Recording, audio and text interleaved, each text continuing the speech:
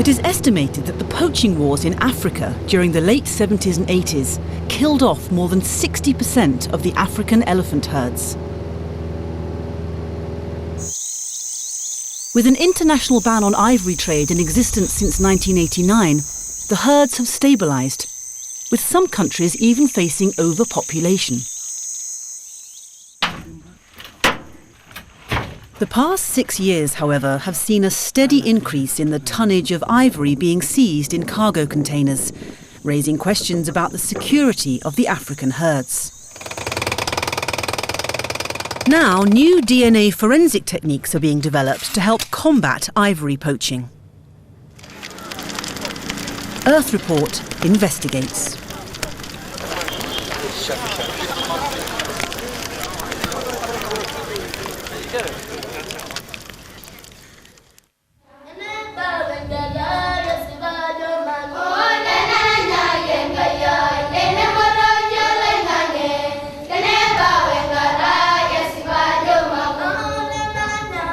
Ivory is essentially an incisor tooth that has evolved into a tusk. Man has carved ivory into beautiful objects and traded it since the Stone Age. The drive for ivory just seems to be the fact that it comes from a very majestic animal. So majestic, and hard not to miss in fact, that the ivory poaching wars in Africa during the 70s and 80s killed many of them off. Elephants went from 1.3 million to 600,000 elephants in 10 years. That loss of 700,000 elephants just surprised the world.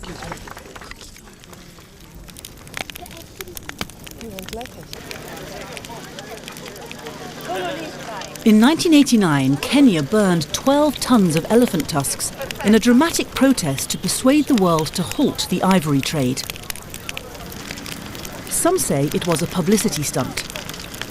But later that year, more than 100 member countries of CITES, the Convention on International Trade in Endangered Species of Wild Fauna and Flora, voted in favour of a worldwide ban on the trade of ivory.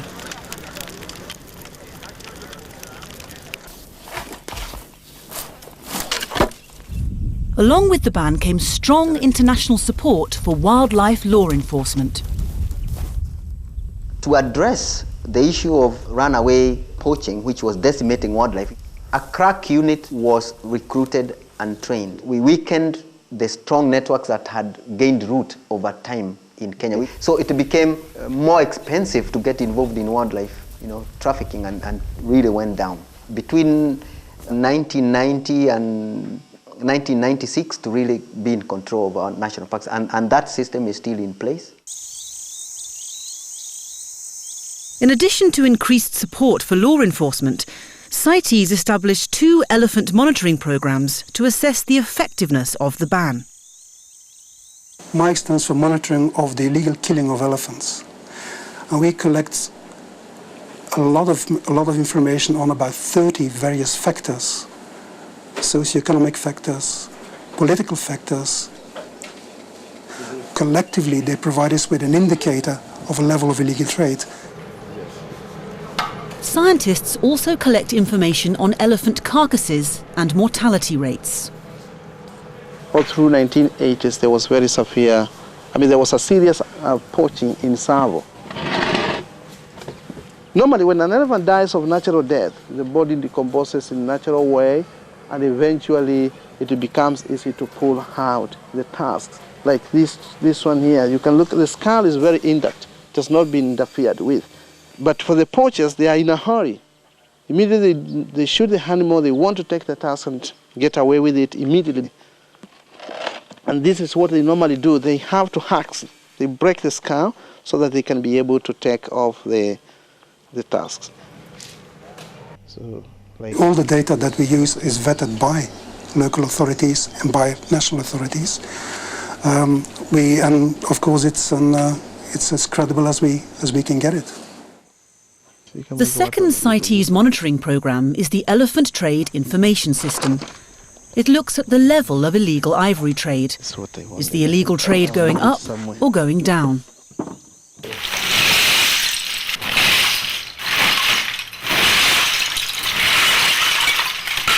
What it does is that it collates information from customs officers throughout the world on seizures of ivory, elephant ivory and other elephant products.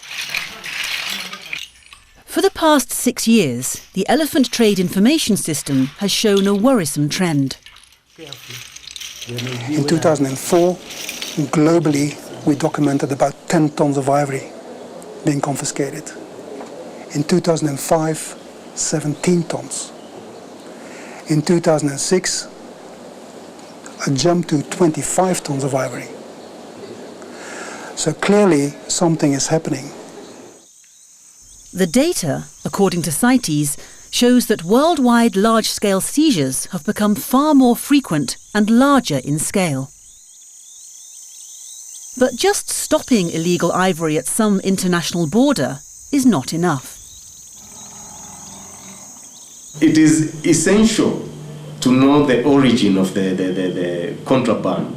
As a law enforcement officers, once you know the origin, then you can put or you can allocate more resources to go through the area. What law enforcement needed was a way to find out where exactly the ivory from poached elephants was coming from. They got their chance with a massive 6.5-ton seizure of ivory at the port of Singapore in 2002.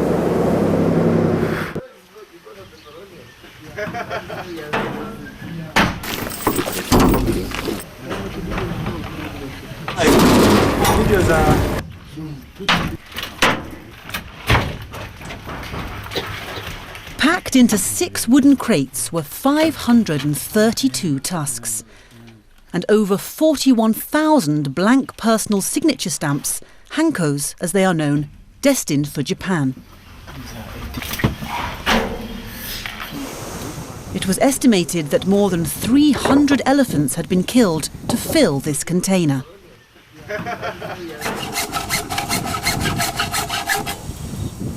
Wildlife police seized the opportunity to try out a unique law enforcement tool using DNA.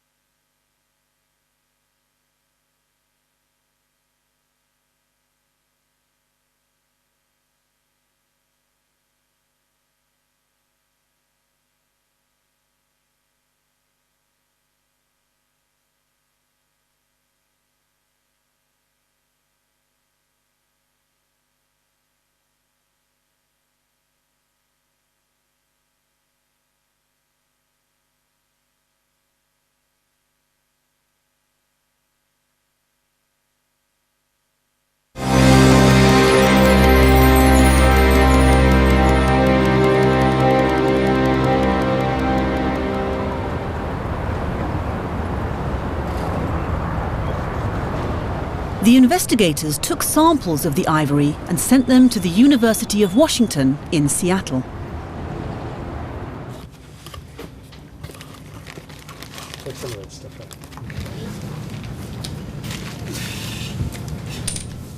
These are the hankos that were seized in the Singapore seizure. DNA in the elephant provides essentially a signature of who the elephant is, and it also provides a signature of where the elephant actually came from. For both the tusks and the hankos, one of the critical questions was, did this all come from one place or did it come from multiple locations across Africa? And initially, almost everyone thought that it came from multiple locations across Africa. The first step in the DNA extraction process is to take a sample and pulverize it. People in the past, when they were trying to pulverize the ivory, they would often heat it up using saws or drills or what have you, and taking the powder, it would heat up and degrade the DNA. And what this does is it keeps the DNA at about minus 200 degrees Celsius. Liquid nitrogen is used to cool the sample down.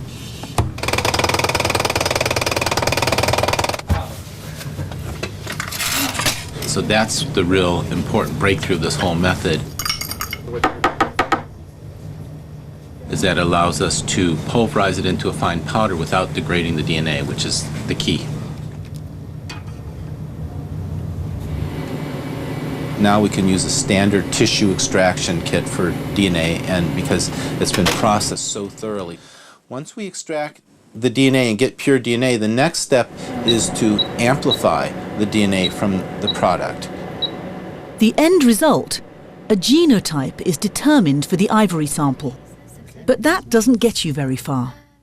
To be able to assign ivory to a geographical origin, the whole point of this analysis, you have to be able to compare it to something. We have to create essentially a geographic reference map of elephant gene frequencies across the whole continent of Africa, wherever elephants range. And that's done by taking samples of elephant dung in the field, extracting the DNA, and producing a map. And it's that reference map that we use to compare to the genotype in the ivory to assign its origin. At the end of the day, the DNA analysis offered up some solid answers.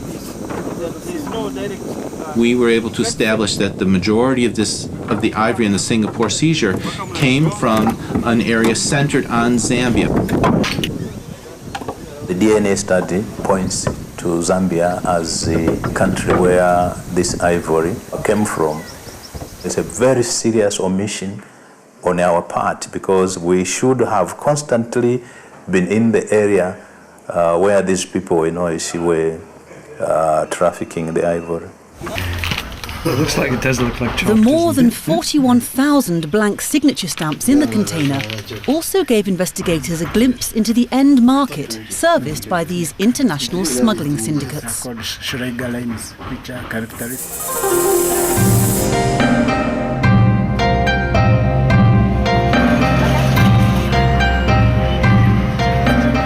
We know the fact that Japan is one of the biggest consuming country of ivory.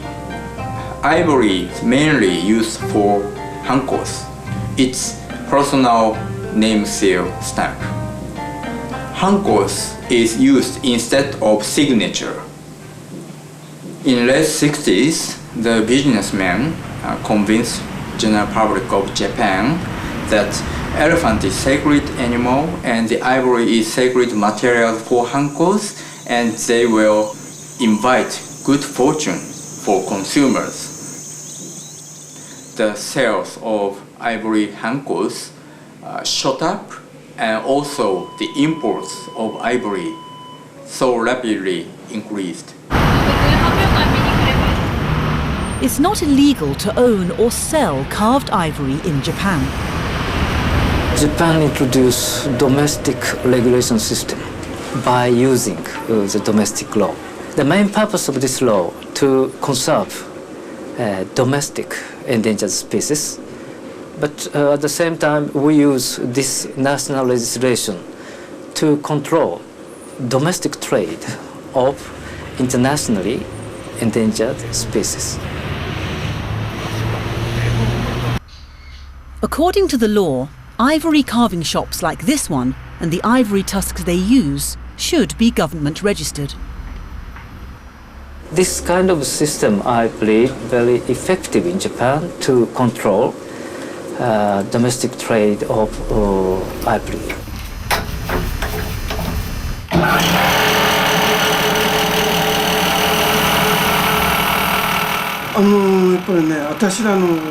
For my generation, it is natural to work the same job as my father. When I was 15, while a student, I studied ivory carving with him, and after 18, I started working with my father full-time. However, the law does not require that ivory products like this hanko, carved from a registered tusk, be registered themselves. Registration of dealers are mandatory, but the registration of the product of the ivory is not mandatory. But we have a certification system. If the original ivory tusk was registered, the government will issue a certificate showing the ivory product came from legal ivory that was in the country prior to the 1989 ivory ban, or was part of a one-off sale by southern African countries in 1999. This certification system is voluntary system, but if the retailer want to sell their product to consumers, we believe they want to have such kind of certified seal. But the registration system has problems. Unfortunately, I don't think the current regulation is effective because the requirements of registration and examination procedure for registration is unclear and not so strict. There are big black market of ivory in Japan. The illegal traders try to register illegal ivory as legally imported before the ban and successfully register it. So even if a hanko has a certificate, there will always be some doubt as to whether it came from legal or smuggled ivory.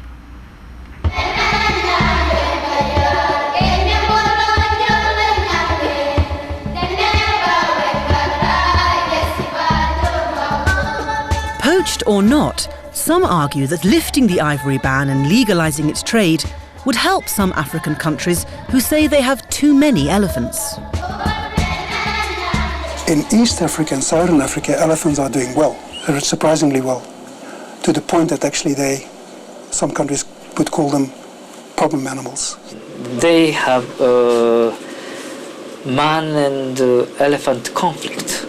The elephant kills local people, and the elephant give the very big damage to the farmland crops. So those are very, very severe problems.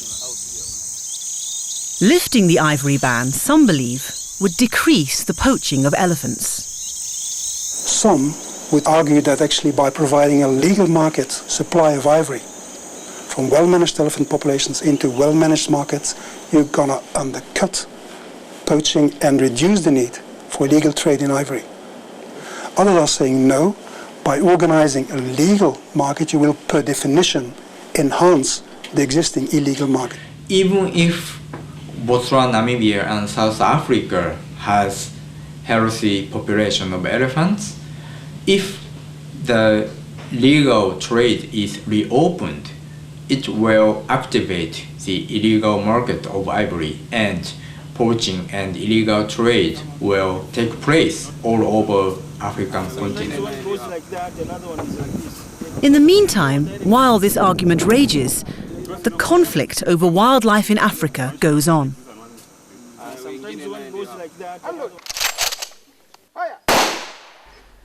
Recently, 3 Kenyan Wildlife Service rangers and 4 wildlife poachers, supposedly heading into a Kenya rhino park, were killed in a shootout.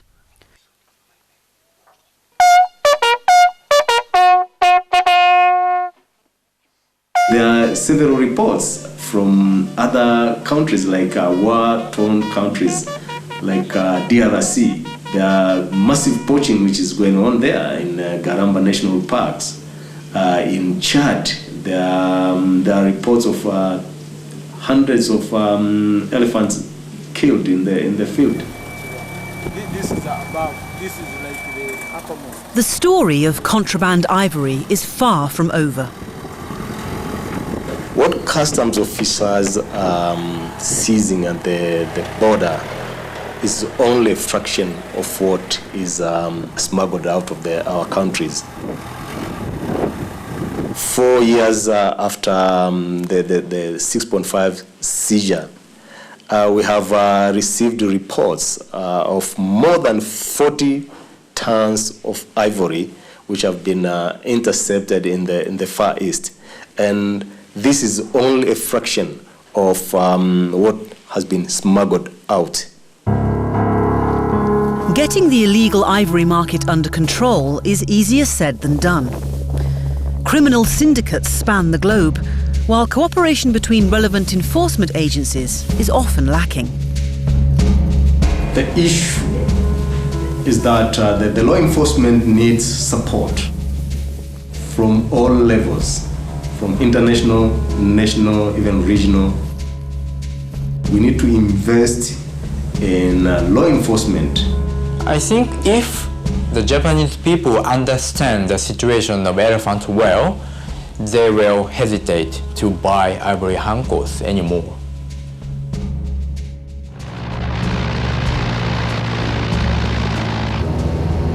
Elephant is a keystone species. It plays a big role in the ecology of protected areas, and even in the economic developments of our countries. Most tourists would like to come and view elephants. They don't want to come and see the carcasses. And the new DNA techniques being developed to trace the origin of ivory could prove to be an invaluable weapon in the war against the poachers.